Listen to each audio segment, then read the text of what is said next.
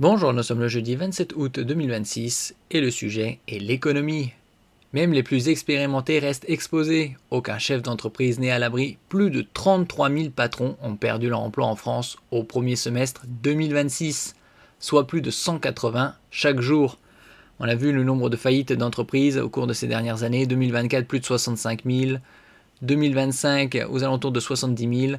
Et les projections pour 2026, ce serait aux alentours de 75 000. Je pense que ce sera plus dans les 80 000, 82 000 que 75 000. Si on peut voir par exemple l'évolution du nombre de défaillances d'entreprises en France sur 10 ans, de mars 2013 à mars 2023, on était aux alentours de 64 500 février 2014, puis c'est descendu surtout au niveau de 2020-2022 avec la période C19, puis c'est remonté en flèche. On peut voir ici par exemple T1, donc le premier trimestre 2020, jusqu'au T2, donc le plus récent de 2026. Ça a commencé à remonter aux alentours de mi-2022 avec des scores très élevés comme on peut voir ici par exemple. On était aux alentours de 4259 T4, donc quatrième trimestre 2024, puis 4000 en 2026, des scores très très élevés. N'oubliez pas de vous abonner pour plus de news nationales, européennes et internationales sur ce monde dans lequel nous vivons. Selon un rapport de l'Observatoire de l'emploi, des entrepreneurs et de l'association GSC, plus de 180 chefs d'entreprise ont perdu leur emploi chaque jour lors du premier semestre de l'année 2026. Avec le conflit au Moyen-Orient qui a commencé le dimanche 28 février, ça va faire 6 mois. Jamais autant de chefs d'entreprise ont perdu d'emploi qu'au premier semestre de l'année 2026 en France, selon l'association GSC et du spécialiste de la donnée d'entreprise Altares. Ces derniers comptabilisent 33 341 entrepreneurs touchés sur la période, soit une hausse de 7% par rapport à l'an dernier. Cela signifie que, chaque jour, plus de 180 chefs d'entreprise ont perdu leur emploi. Des chiffres catastrophiques.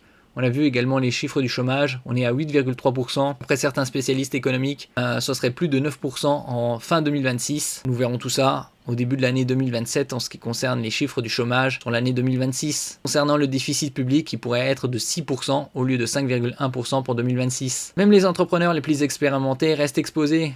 Les situations de chômage des dirigeants de PME, plus de 50 salariés, augmentent de près de 52%, alerte le rapport publié ce mercredi 26 août.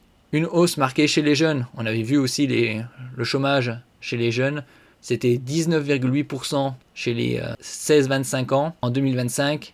Et en 2026, ce serait plus de 22%. La hausse est particulièrement marquée chez les plus jeunes. Les 26-30 ans enregistrent la plus forte progression des pertes d'emploi, plus 9,1% selon ce rapport. Ils sont 33 000 en situation de chômage au premier semestre 2026. Ça veut dire que 180 chefs d'entreprise perdent leur emploi chaque jour. Alors, ce sont des dirigeants d'entreprises de moins de 3 salariés qui restent les plus touchés. Ils représentent 75% des pertes d'emploi. Mais les entrepreneurs de structures plus importantes ne sont pas épargnés. Dans les entreprises de plus de 50 salariés, les pertes d'emploi progressent de 50%. Et c'est encore une fois le secteur de la construction qui trinque le plus, Eva.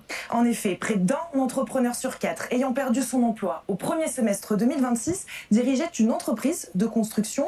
Juste derrière, c'est la filière du commerce qui est la plus affectée. 7000 dirigeantes et dirigeants d'entreprises ont perdu leur emploi au premier semestre et ce sont les boulangers-pâtissiers qui souffrent le plus. Dans ce secteur, le chômage a bondi de plus de 50% par rapport au premier semestre 2025. Donc là, comme on peut le voir, l'évolution depuis ici 1990, ça s'est accéléré surtout ces dernières années. On a vu des chiffres très élevés aux alentours de 2008-2010, des chiffres de plus de 4000 défaillances, pas loin de 5000. Et là, c'est reparti ces dernières années. T4 2024, 4259. T1 2026, 4009.